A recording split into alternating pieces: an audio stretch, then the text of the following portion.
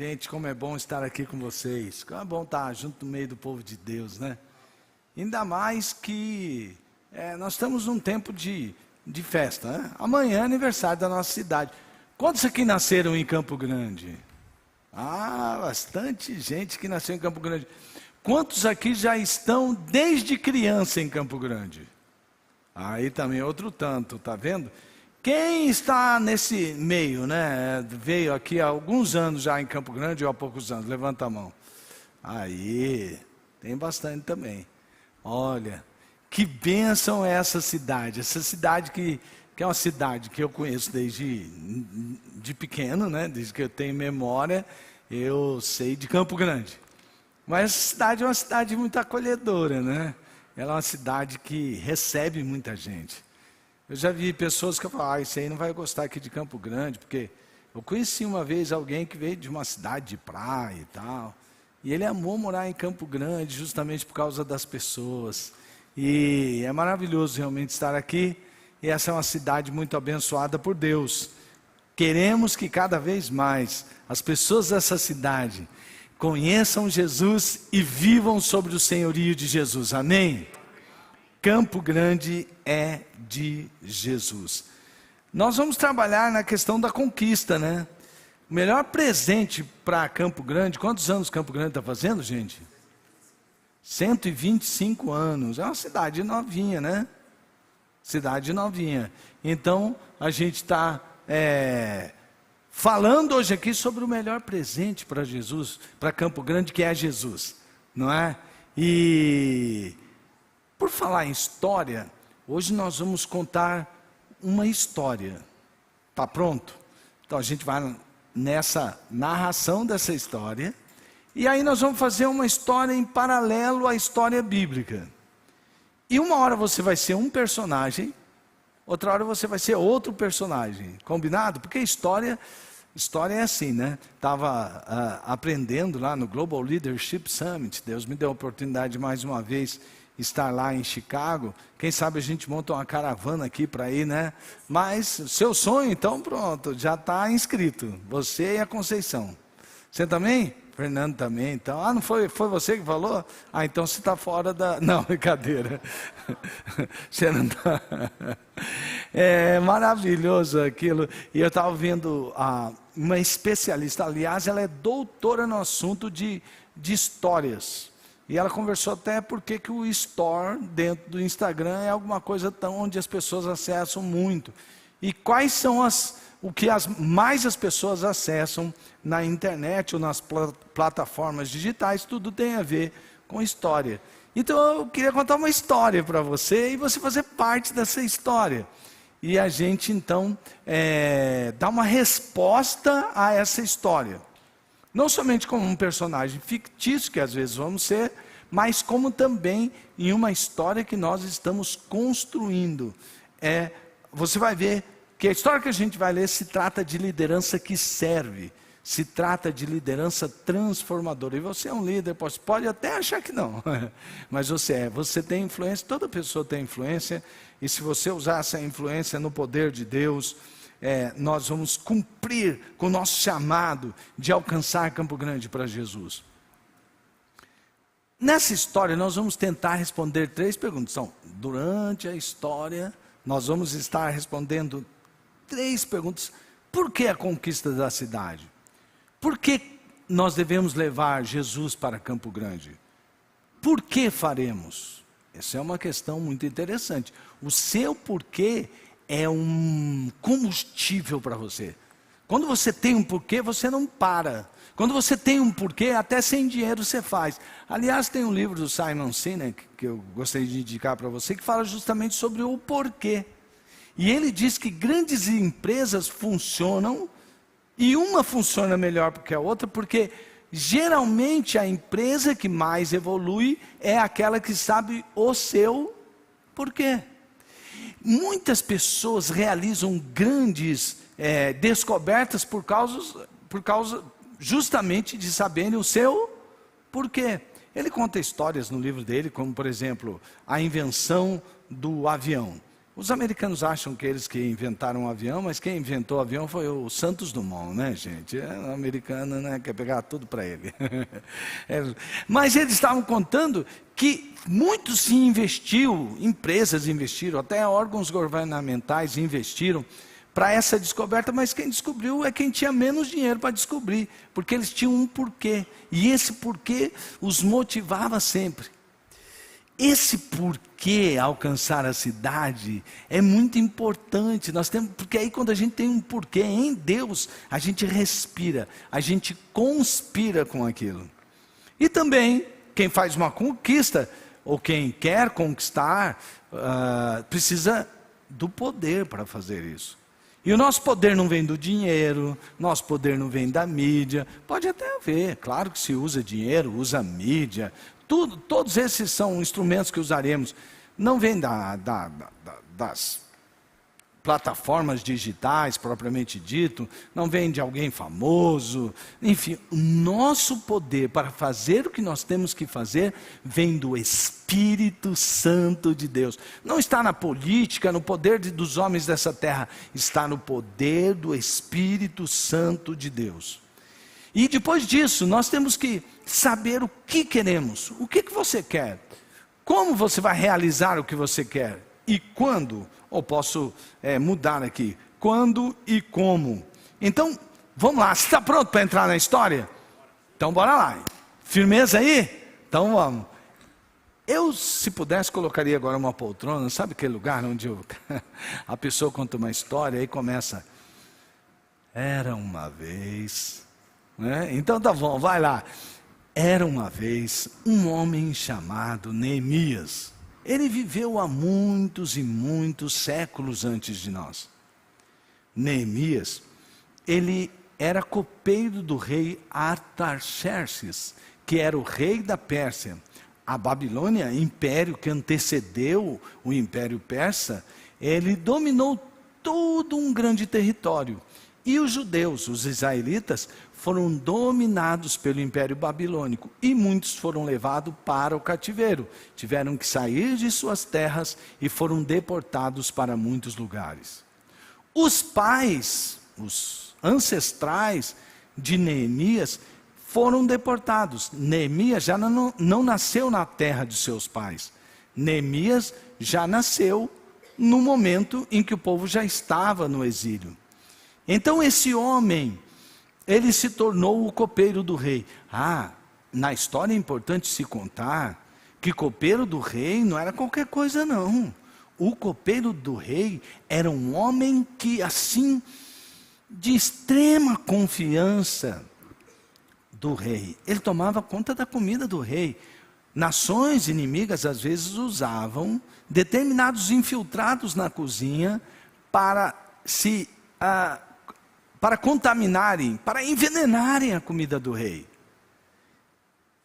Então, você já percebe que Neemias, por ser copeiro do rei, era um homem de sua confiança.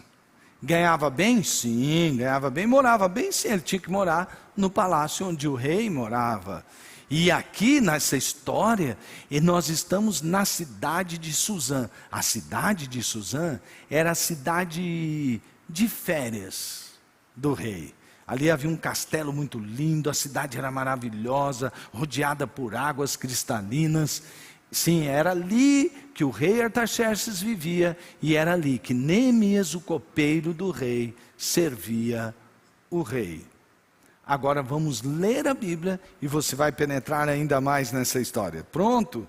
Então, primeiro, nós vamos descobrir nessa história que Neemias fez algo com um porquê. Ele fez por compaixão.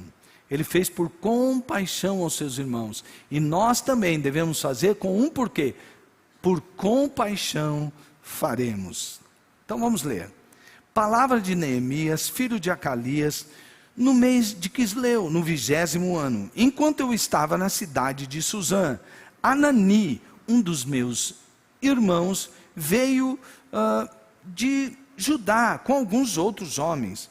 E eu lhes perguntei acerca dos judeus que restaram, os sobreviventes do cativeiro, e também sobre Jerusalém.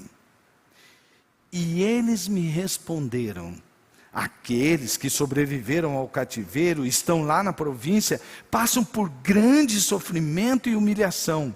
O muro de Jerusalém foi derrubado e suas portas estão destruídas pelo fogo. Percebeu a história? Você percebe, o Neemias está de boa, servindo ao rei. Ele tem roupa boa? Claro que sim, já te falei, né? Comida boa? Claro, ele come a comida que o rei come. Ele tem uma boa função? Sim, é um funcionário de alto escalão. Mas ele tem um coração voltado para o que o próximo está passando. E por isso ele pergunta para o seu irmão Anani: Anani, você veio de lá? Como é que estão nossos irmãos lá? Como é que estão os da nossa família? Me diga uma coisa, Anani, como é que está Jerusalém, a cidade de Israel, a grande cidade, como é que estão as coisas por lá? E qual foi o relatório deles? Um relatório totalmente negativo, realista, porém, você vai ver, olha aqui, o que Anani declara, o que Anani narra, é que lá eles estão, no quê? Em grande sofrimento, sofrem humilhação, falta proteção, porque a cidade daquela época, elas tinham que ter muros levantados, portões se fechavam para eles ficarem protegidos dentro da cidade. E o que aconteceu? Os muros estavam caídos e as portas, os grandes portões, que eram feitos de madeiras, eles estavam em cinza. Ainda por cima, tinha lá uma dupla, era a dupla, o Sambalate e o Tobias. Sambalate e Tobias, às vezes a gente usa, né, entre os pastores, cuidado com o Sambalate e o Tobias, que a gente já sabe, que é aquele inimigo que ele está lá para te derrubar toda hora, e é o inimigo que é vizinho, ele mora lá perto, ele sabe tudo o que está acontecendo. Então eles tinham inimigos intimidadores e furiosos. E além do mais, não tinha muita esperança de, sabe, quando você tem, às vezes você está numa situação, você fala assim, não, mas espera aí, isso aqui é só um momento. Para eles era um momento longo demais. E para eles, olha, até se a gente quiser reconstruir, nós não vamos reconstruir, sabe por quê? Não tem mão de obra suficiente. Aqui não tem pedreiro, aqui não tem carpinteiro, aqui não tem soldado, aqui não tem guarda, a situação é super complicada. Bom, essa é a nossa história. Vamos para a nossa história paralela. Bora lá.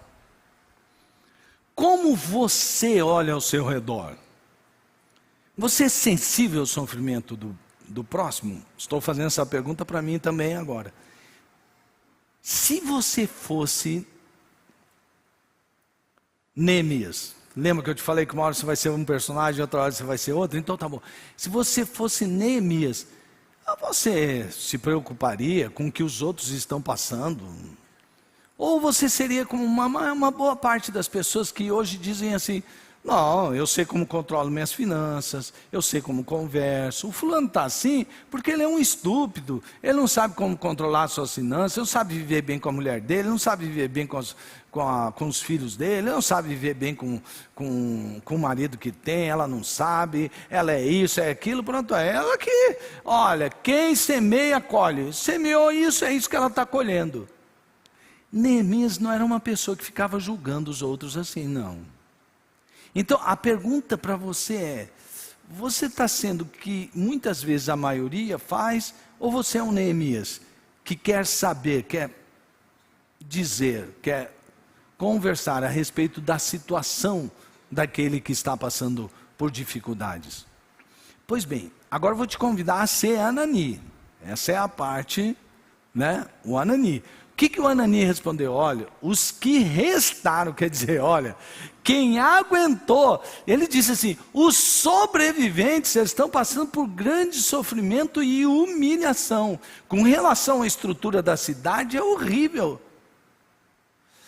Agora você não vai mais ser Neemias, vou convidar você a ser Anani, tá bom? Oi, Anani, olha só, você está entrando dentro dessa história.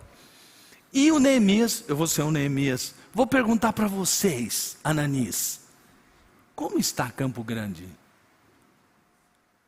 como está Campo Grande? O que você me responderia sobre Campo Grande? Você é o Anani agora. Você vai me responder. O que você pensa? O que lhe vem à mente se alguém perguntar para você assim, sobre Campo Grande? Bom, eu fiz isso com o ChatGPT. ChatGPT é um sujeito inteligente, né? Aí eu perguntei para ele como está Campo Grande. Aí eu perguntei para o ChatGPT sobre a economia atual da cidade. E eu não estou aqui criticando nenhum tipo de administração da cidade, porque uma economia envolve várias coisas. Não me confunda, eu não estou falando sobre isso. Só estou tentando levantar uma realidade, como se fosse eu, um dos Ananis, respondendo para Neemias. Sabe o que o ChatGPT respondeu? Que Campo Grande enfrenta um ritmo de crescimento mais lento em comparação com outras regiões de Mato Grosso do Sul. Enquanto outras cidades do estado, especialmente aquelas mais ligadas ao agronegócio, registram uma expansão econômica mais acelerada, a capital tem crescido de forma mais moderada. Fatores que contribuem para esse cenário incluem dependência do setor de serviços e uma menor diversificação econômica em comparação com municípios que têm o agronegócio como principal motor econômico. Nós temos uma maior inflação na capital e isso não deve-se apenas, vou repetir, a uma administração local. É uma porção de coisas que acontecem. Eu particularmente acho que até Campo Grande teve bons gestores durante este tempo. Mas enfrenta essa dificuldade. E sabe, a mudança da cidade até nessa área não depende tanto daqui para fora, dessa porta para fora, depende um pouco também dessa porta para dentro. Porque eu vou dizer para você, na segunda parte, por que eu estou falando isso para a igreja. Perguntei ao GPT também, como se ele fosse um Anani. Eu falei assim, e com relação aos entorpecentes, às drogas, como é que é a Campo Grande? Ele me respondeu, Campo Grande ocupa uma posição preocupante no cenário nacional, quanto ao uso de drogas entre adolescentes. A cidade lidera o ranking de consumo de drogas ilícitas entre adolescentes do 9º ano do ensino. Lidera, uau, do ensino fundamental. 9º ano do ensino fundamental ali, nós temos um problema sério. Com 19,3% dos estudantes já tendo experimentado drogas antes dos 14 anos. Este índice é bem superior à média nacional, que é de 12,1%. Além disso, a capital sul-mato-grossense também registra o maior percentual de adolescentes que já experimentaram tabaco, 41,5%, e narguile, 51,1% entre as capitais brasileiras. A situação é ainda mais alarmante em relação ao consumo de cigarro eletrônico, no qual Campo Grande também se destaca negativamente, liderando o ranking com 30,9% dos adolescentes tendo experimentado essa modalidade de fumo. Olha que triste. Esses dados colocam Campo Grande como uma das capitais com os piores índices de consumo de drogas e substâncias associadas entre adolescentes do Brasil, superando outras capitais como Curitiba e Goiânia, em diversas categorias realizadas ao uso de substâncias entorpecentes. Se o GPT fosse o Anani, ele me responderia também, olha, com relação ao divórcio, Campo Grande é frequentemente referida como a capital do divórcio no Brasil. Um título que reflete as altas taxas de divórcio na cidade, de acordo com os dados do Instituto Brasileiro de Geografia e Estatísticas, IBGE, e outras fontes. Campo Grande tem uma das maiores taxas de divórcio de capitais do país. Mas se a GPT fosse Anani, ela ainda diria mais, com relação ao abuso e violência contra crianças. Campo Grande, a capital de Mato Grosso do Sul, enfrenta sérios desafios no combate ao abuso sexual de crianças e adolescentes. O estado de Mato Grosso do Sul, incluindo Campo Grande, registra altas taxas de violência sexual infantil.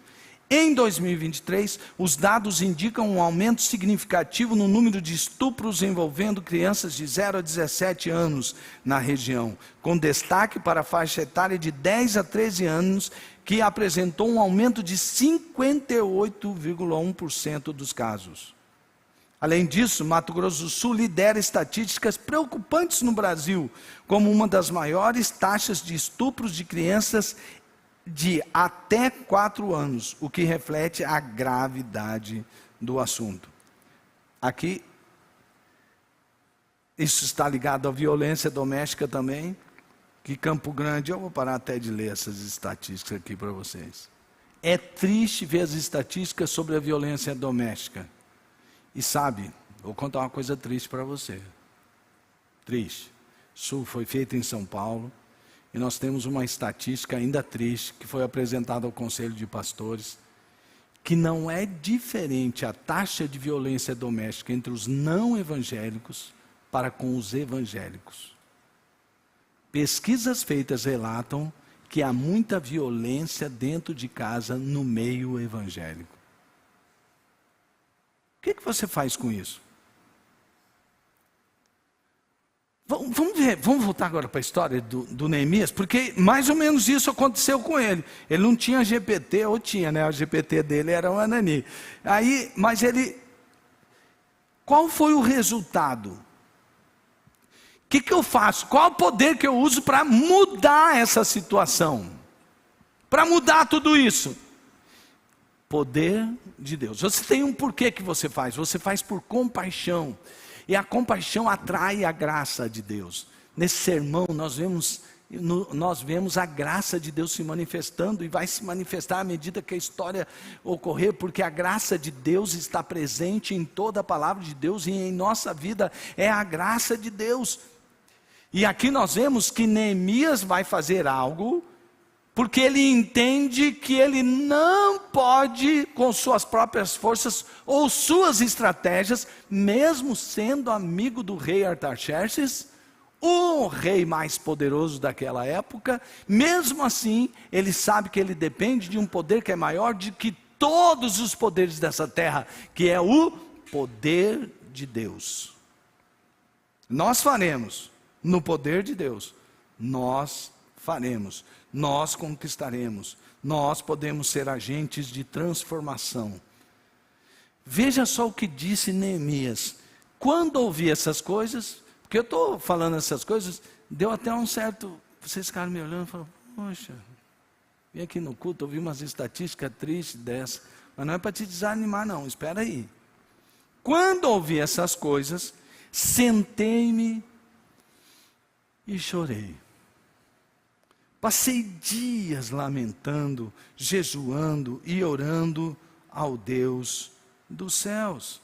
E disse, olha só, gente. Eu já usei essa frase também, até eu acho que foi meio papagaio dos outros. Que tem gente que fala assim, amor não é sentimento. Ah tá, então a inteligência artificial pode amar. Casa com a inteligência artificial, né? Cria um robozinho lá e tal e casa com ela. Não.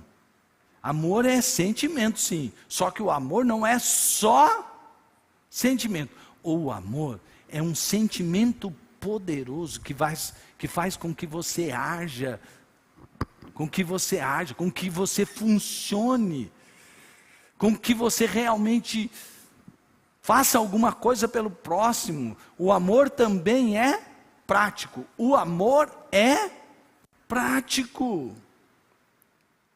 E Neemias demonstra uma emoção dentro dele. Quando eu vi essas coisas, eu sentei e chorei. Passei dias lamentando, jejuando e orando. O que ele fez?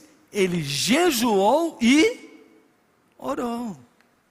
Ele não jejuou para fazer uma troca com Deus, não. E jejuar para o judeu, para Neemias, não era deixar de pintar a unha de vermelho ou parar de olhar Instagram.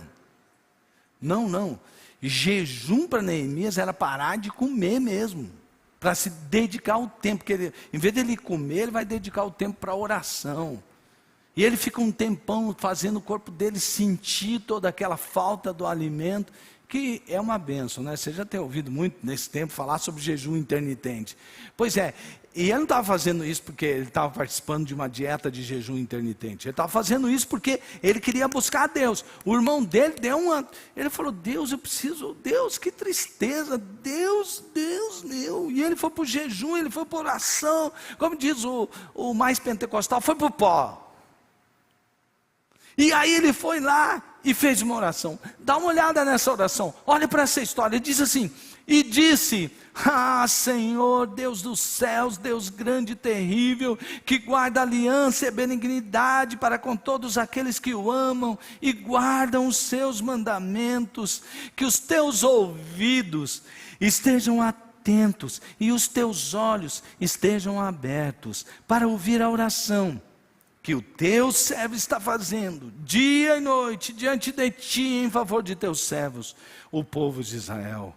Confesso os pecados que nós, os israelitas, temos cometido contra ti. Sim, eu e o meu povo temos pecado contra ti. Lembra-te, pois, da palavra que ordenaste a Moisés, teu servo, dizendo: vós transgredireis e eu vos espalharei entre os povos, e vós vos convertereis a mim, e guardareis os meus mandamentos, e os cumprireis. Então, ainda que os vossos rejeitados estejam na extremidade do céu, de lá os ajuntarei, e os trarei ao lugar que tenho escolhido, para ali fazer habitar o meu nome.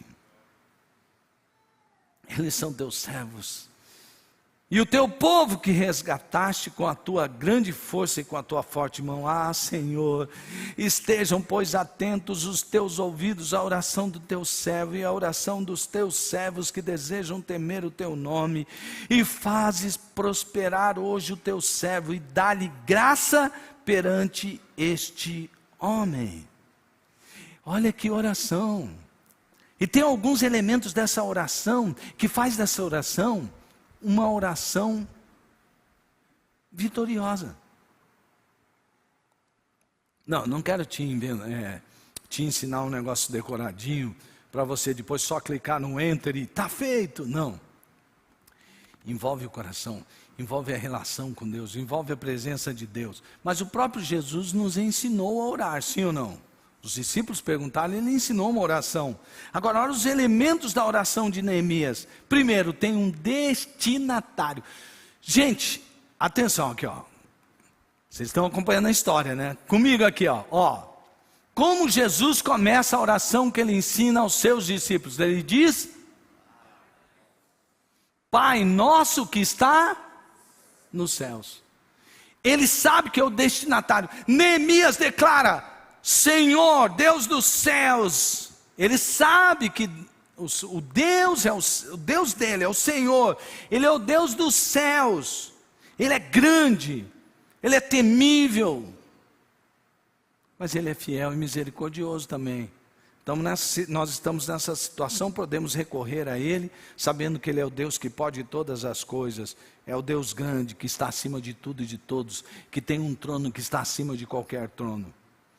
E aí ele faz um clamor. Gente, clamar é diferente de você dizer: ó Deus, você viu a situação aí, né? Vamos fazer o quê?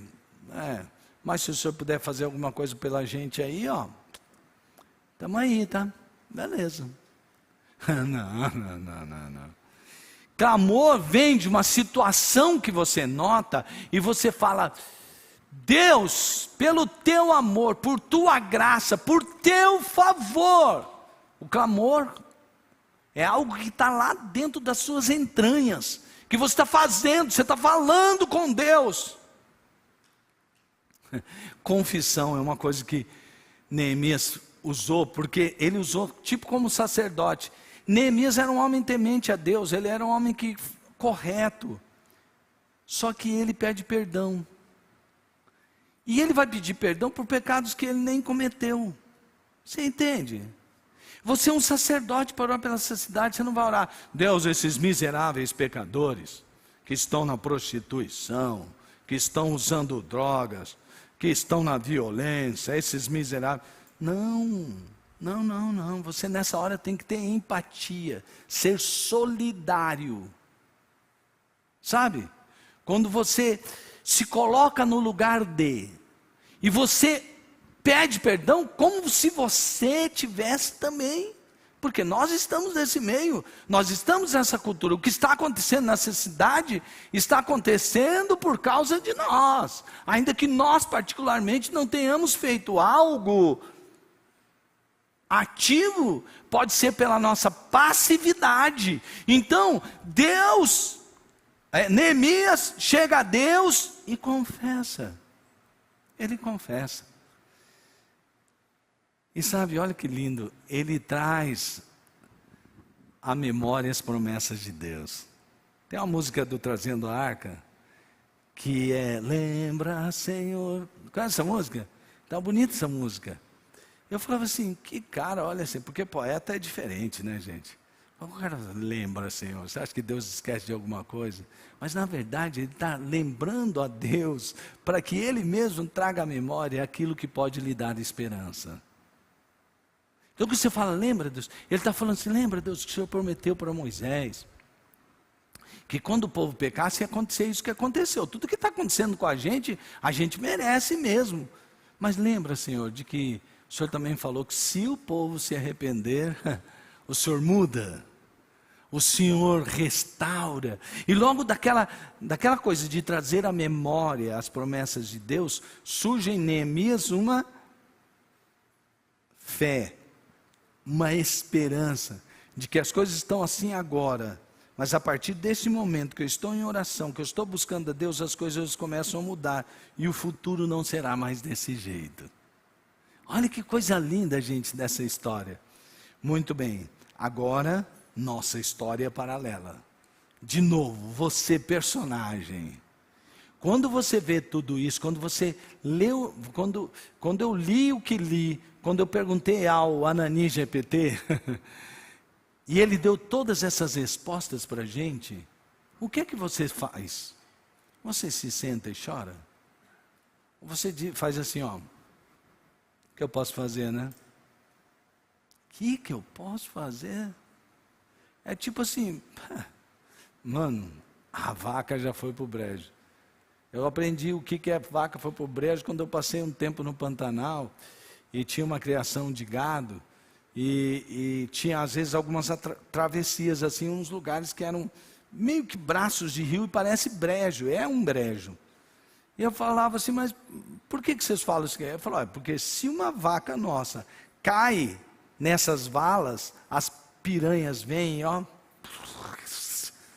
E não adianta, você não tem força. Como é que você vai tirar uma vaca com aquele peso todo dela? E também, se entrar ali para tentar salvar a vaca, vai você junto, né? Mas, gente, Deus pode todas as coisas, amém? Eu vou falar de novo. Deus pode todas as coisas, amém? Para Deus nada é impossível, amém? Então isso que você está vendo que é uma catástrofe, é uma coisa que você fala, como é que eu vou lutar contra tudo isso?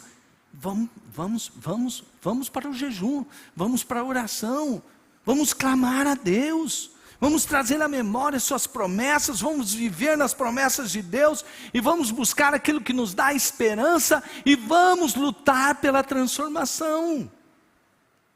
É isso que Deus espera de nós, o que Neemias fez. Ei, Neemias dessa geração, você pode fazer muitas coisas. Neemias percebia, ó, eu sozinho, euzinho, não vamos para lugar nenhum. Mas ele foi para onde ele devia ir, para os pés do Senhor. E lá, a última parte da sua oração, falou assim, ó Deus, agora eu vou falar com o rei. Eu vou lá, Deus, e o rei vai estar me ouvindo, eu sei, ele me ouve. E ele vai perguntar, Deus, me dá agora que eu tenha graça diante, que eu alcance o favor no coração do rei. E foi para lá. Olha aqui na nossa história, tinha um problema. Neemias estava triste por causa da situação da sua família lá em Jerusalém, do seu povo, a situação geral de Jerusalém, do seu povo. E aí ele estava com um semblante triste. Era o seguinte, estava na época do Hanukkah. Hanukkah era uma época de festas e de celebração, principalmente por causa do soerguimento do segundo templo. Então, para os judeus, né?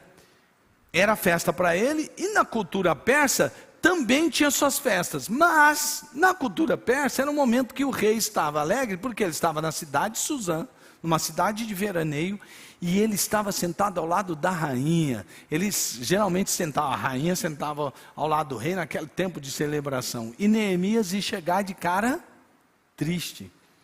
Se alguém chegasse diante do rei, principalmente aqueles mais próximos, e não se alegrasse, a alegria era uma forma de honrar. Eu estou diante do rei, uau! Entendeu? Yes! Mas se chegasse triste, ó, corria o risco de ser condenado à morte.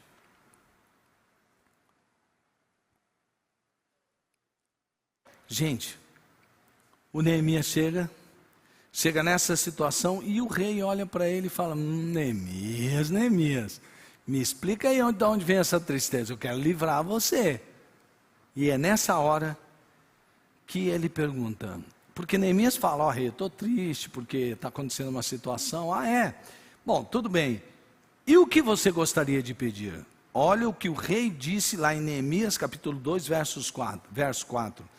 O rei me disse, o que você gostaria, olha lá, o que você gostaria de pedir? Então orei ao Deus dos céus. Neemias é um cara sensacional. Ele ora até, eu fico imaginando, como é que o cara ora? O rei pergunta e ele ora, é oração relâmpago. Eu orei ao Deus dos céus. Eu creio que aquele espírito concentrado, Deus, agora, lembra que eu estava orando agora há pouco? Senhor, é agora. E respondi ao rei: se for do agrado do rei, e se o seu servo puder contar com a benevolência do rei, que ele me deixe ir à cidade de Judá, onde meus pais estão enterrados, para que eu possa reconstruí-la. Pergunto para você, ele sabia o que queria fazer, sim ou não? Você está, eu vou ler aqui, mas vou fazer a nossa história paralela. Você está diante do grande rei, dos reis, do Senhor dos senhores, e ele pergunta para você: o que você gostaria de pedir? Você vai pedir o quê? Uma mansão? Um carro novo? Muito dinheiro no banco? Você vai pedir o quê? O que você vai pedir? Você é solteiro, quer casar? Passar naquele concurso que você tanto esperava? O que você vai pedir? O que é uma coisa muito... Se você chegou triste, você tem um porquê da sua tristeza. Agora eu quero saber, diante disso, o que você quer? Gente, nós somos tão pequenos quando nós... Porque sabe, essas coisas todas que eu citei, a gente pode ter, claro. E numa conversa com o pai, você vai conversando, você vai pedindo a Deus, e Deus... Ele te concede coisas assim que você nem imagina, né? Deixa eu ver como é que está o tempo. Vou contar uma história rapidão aqui, pode? Eu estava viajando e eu fui para... sabe quando você compra aquela passagem parcelada, assim? Bom, uma delas não, mas a passagem da Tânia Mara, princesa, para ir comigo, né? Claro. Eu paguei. Aí tem outras despesas, você vai parcelando, você tira daqui, você tira para ali. Aí eu peguei e eu tenho uma premiação lá do cartão, que na empresa aérea que eu viajei, você pode viajar, você pode ganhar um upgrade por trechos. Então, por exemplo, eu tinha 2 trechos fora da América do Sul. E aí eu entrei na fila para ir. E eu era o primeiro e o segundo. Aí depois eu olhei, a fila eu já estava no terceiro e no quarto. Aí demorei um pouquinho, quando eu olhei, já estava a Tânia na 9ª posição e eu na 10ª. Enfim, eu fui parar lá no 19. Aí a hora que eu fui para a moça, falei assim, aí, será que eu ganhei um upgrade? Ela olhou aqui, ela olhou minha categoria, porque é por categoria também. Porque eu falei, por que toda essa gente entrou na minha frente? Se eu cheguei, eu pedi primeiro. Mas é assim, tem o que é Black, o Black Signature, é um negócio assim, sabe? Aí eu fui, falei, eu tenho alguma chance? Ela olhou bem para mim e falou assim, mesmo porque só está faltando 9 vagas, e quem vai ser você. E não fui mesmo. De volta, eu falei assim, nem vou tentar, né? Foi desse jeito.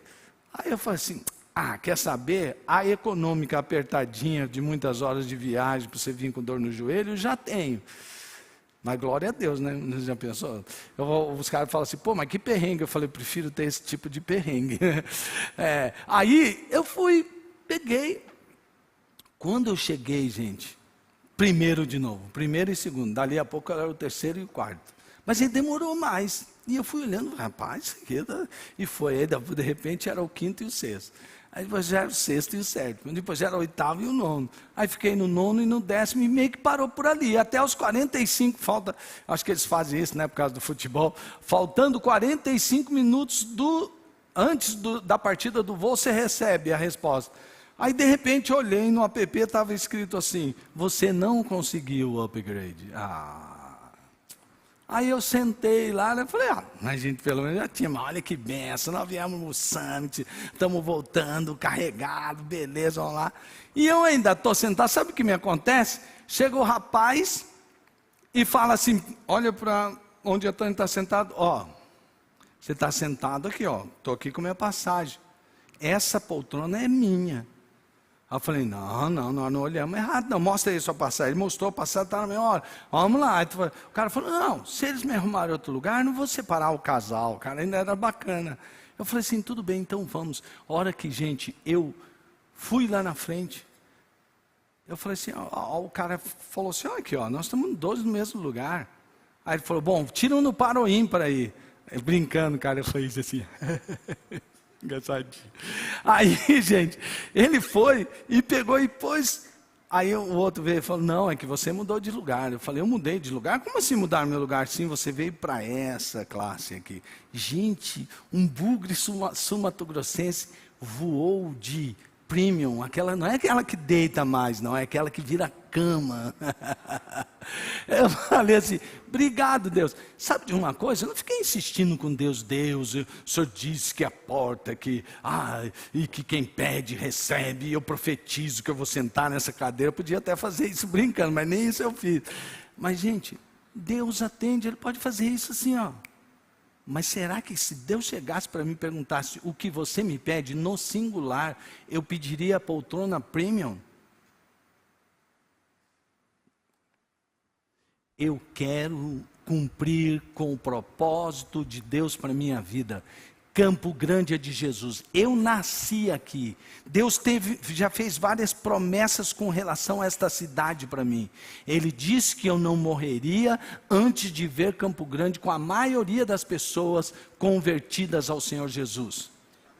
E vocês vão me ver vivos até passar a metade. Espero que passar a metade bem para frente. Mas nós vamos estar juntos. É promessa de Deus. E eu trago sempre isso na memória. E eu sei que Deus vai usar Campo Grande para abençoar várias nações, porque nós devemos fazer discípulos em todas as nações.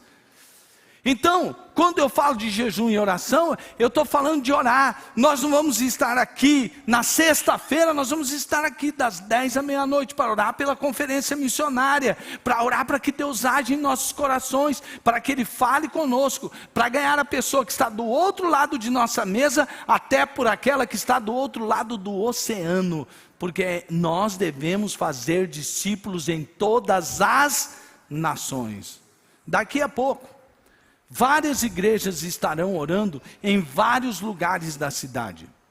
Nós ficamos responsáveis de orar lá na frente da Câmara Municipal.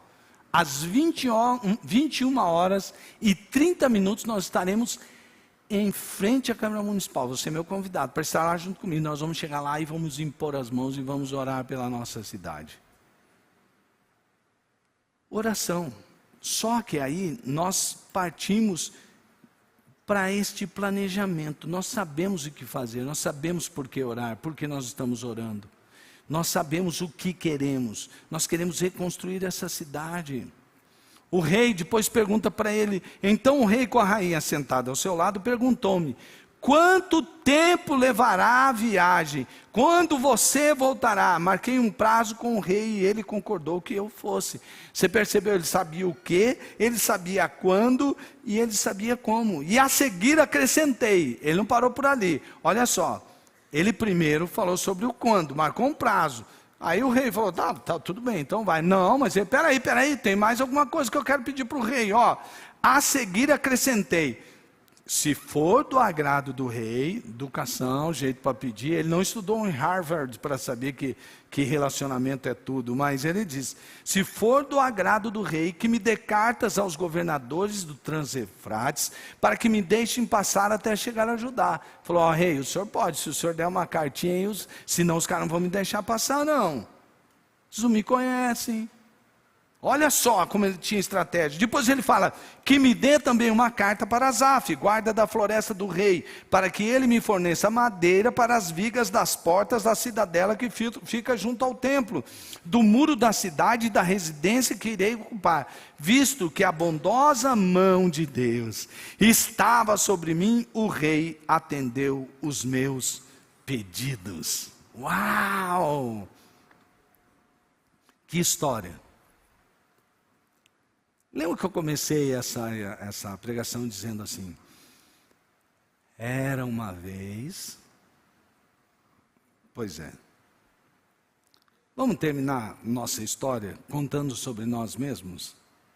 Era uma vez uma cidade de Campo Grande, onde havia muita violência doméstica, muitos casais se separavam, crianças sofriam violência, abusos sexuais. Era uma vez uma cidade que sofria com a economia, com o subemprego. Era uma vez uma cidade que carecia de uma melhor educação, de uma melhor segurança. Até que um dia, houve um povo que ouviu uma mensagem de alguém que, parecido com eles, tinha uma circunstância muito difícil para ser vencida, mas eles ouviram a pregação de Neemias. Eles foram movidos em profunda compaixão, pensaram no grande sofrimento e na humilhação da cidade, e foram para o jejum, e foram para a oração, e começaram a agir no poder do Espírito Santo. E houve uma grande transformação naquela cidade. A violência se transformou em amor e respeito. As crianças viviam felizes, sentiam-se protegidas, amadas, pertencentes. Os adolescentes não sofriam de males mentais, porque eles eram amados, porque eles eram entendidos dentro de suas próprias casas. Havia muito amor naquela cidade. E todos queriam que os outros, o seu próximo, vivesse bem e tivesse felicidade. Assim, aquela cidade foi transformada e viveram felizes para sempre. Você quer ser protagonista dessa história? Ou nós vamos ficar só olhando? Sabe? Quando Deus falou ao meu coração, falou ao coração do pastor Gilson, eu lembro daquele dia que Deus nos tirou da cidade e falou conosco a respeito da importância do discipulado, de não ser uma igreja massificada, só de cultos onde todos vêm aqui, ouvem alguém, depois vai embora e ninguém liga para si, mas uma igreja que ame um por um, que cada um tenha um grupo onde há discipulado. Nossa visão mudou. É por isso, meu irmão, que se você pertence a essa família chamada Primeira Batista, faça parte de um pequeno grupo, importe-se com seu irmão. Eu sei, qualquer grupo pequeno, ele tem seus problemas, como na sua casa. Mas nós podemos buscar nos entender uns aos outros, e juntos cuidarmos uns dos outros, e assim multiplicarmos o pequeno grupo, e multiplicarmos até virar uma supervisão, e ter um supervisor que cuidem daqueles líderes que cuidam daqueles pequenos grupos, e depois termos coordenadores que cuidem desses supervisores, e formos multiplicando, e alcançando os bairros dessa cidade, porque esta cidade só será transformada se as pessoas que vivem nela forem transformadas. E você pode fazer parte disso. Cada um de vocês está aqui. Não há impedimento nenhum para entrar numa banda e para cantar bonito, que nem esse pessoal canta aqui. Você tem que treinar, você tem que fazer teste, você tem que fazer... Mas para isso, todos nós podemos. Talvez você não consiga vir aqui à frente falar. Talvez você não consiga uma porção de coisas. Mas Deus nos capacitou com um dom para servir dentro da igreja. E para assim sermos sal, sermos luz e fazermos diferença nesta cidade. Nós precisamos disso, amados irmãos. Ei, Anani, me conta aí, como está a sua família? Sua família tem que ser impactada pelo poder de Deus, tem que ser, o seu casamento tem que ser transformado, e você precisa clamar por isso, você tem que buscar a Deus, e você tem que chegar diante do Rei dos Reis, do Senhor dos Senhores, você vai ganhar o favor dEle, a sua casa será transformada, seu vizinho será transformado, seu trabalho será transformado, sua cidade, essa nação, as nações do mundo reconhecerão Jesus, e haverá transformação. Você pode, meu irmão, no poder de Deus, você pode.